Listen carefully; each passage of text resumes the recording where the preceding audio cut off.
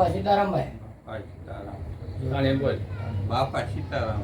તો તમને આ શું થયેલો છે ભાઈ? આ મને ડોક્ટર કે લકવો છે, કોકી રુધાય છે, કોકી લટકો આવેલો છે, એટલે આમાં કદી માથું ઈલાજ કરે. આ કેટલા વર્ષ થયા છે ભાઈ? આ 15 વર્ષ. 15 વર્ષ. 15મો વર્ષ બેઠો.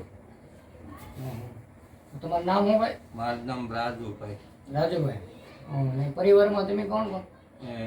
મમ્મી પપ્પા ને 2 ભાઈ, 4 જણા છીએ. ઓલા ભાઈને આવી જ રીતે? હા. એને કેટલા સમય થયો? એને 20 વર્ષ. બરાબર. અને કોઈ બીજું આપણે તમને દવામાં ને એમાં કઈ રીતે? કોઈ મદદ આમ નથી કરતી. એકવાર પોર્ટભાઈ આવ્યા હતા ને એક કોઈ ઇન્ટરવ્યુ જવા આવ્યા. ઇન્ટરવ્યુ લેવા આવ્યા એની કાંઈ કર્યું હતું મદદ ભાઈ? એ કોઈ કે 100 રૂપિયા, 200 રૂપિયા, 500 રૂપિયા આમ નાખ્યા. હા હા. અને તમને આજે અમારો કોન્ટેક્ટ નંબર કઈ રીતે મળ્યો? ફોનમાં લે.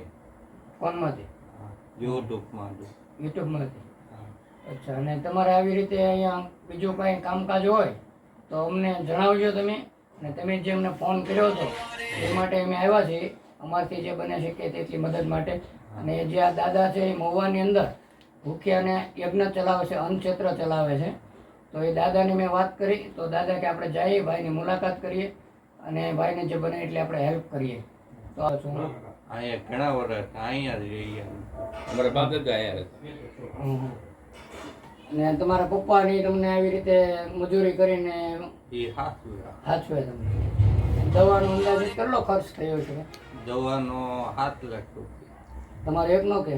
હા. હમ. હવે બંધ કરી દીધું બધું.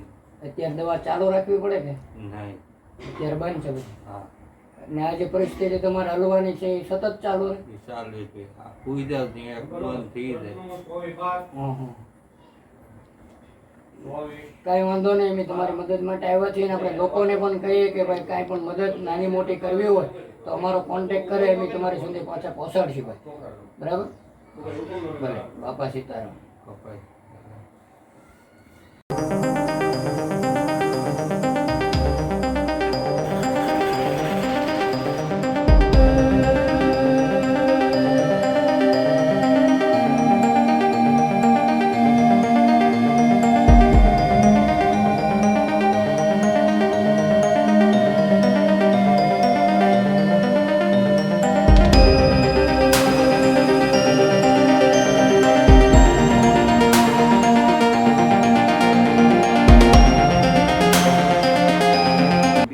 બાપા સીતારામભાઈ. શું નામ તમારું ભાઈ? દાદુભાઈ. કેટલા વર્ષ થયા આમ નામ છે ભાઈ? 20 વર્ષ. શું બીમારીમાં શું છે ભાઈ? સ્નાયુનું. અને તમે ઉંમર કેટલી છે ભાઈ? 40 વર્ષ. તો આવી રીતે તમારે આમના માત્ર રહેવાનું હાલી શકો અમને તમારથી હલાય છે ભાઈ?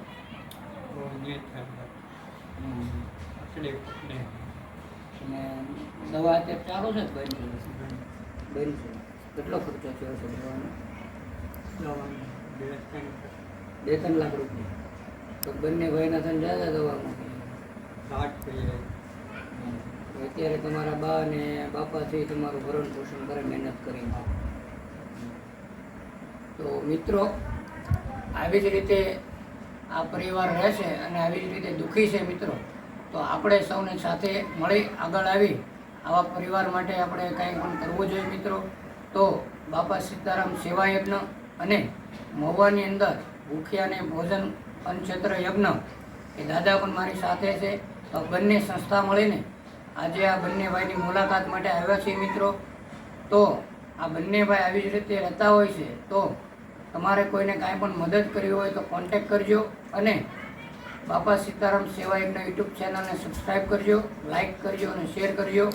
તો ભાઈના જે પપ્પા છે તેમની સાથે આપણે વાતચીત દાદાએ કરી છે અને થોડીક વાતચીત કરી. અને અમારે જે દાદા છે તે પણ કાંઈ પણ રાશિ આપી રહ્યા છે, ભેટરૂપ આપી રહ્યા છે મિત્રો. દાદા અમારી સંસ્થા તરફથી નાની એવી ભેટ જો ભાઈ 1000 રૂપિયા પ્રસાદી રૂપે દાદાએ આપ્યા છે બંને ભાઈઓને. અને કરિયાણાની કીટ અર્પણ કરીએ મિત્રો સાથે મળીને. બાપા સીતારામ.